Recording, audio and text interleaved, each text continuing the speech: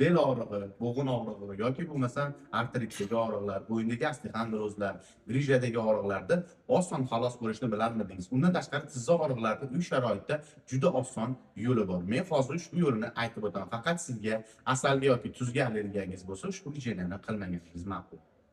Xo'p, bo'yin og'rig'i, bel og'rig'i, osteoxondrozdagi og'riqlar, tizza og'riqlari yoki bo'lmasam artritdagi shamollashdagi og'riqlarga uy sharoitida agar asal bilan tuzga allergiyangiz bo'lmasa, ushbu muolajani qiling. 2 osh qoshiq asalga 1 osh qoshiq tuz solasiz. Faqat tuz erib ketmasin. Yaxshilab aralashtirib, og'riyotgan joyingizga kompress qilasiz. Bir kunda bir mahal yoki 2 mahal holatingizga qarab.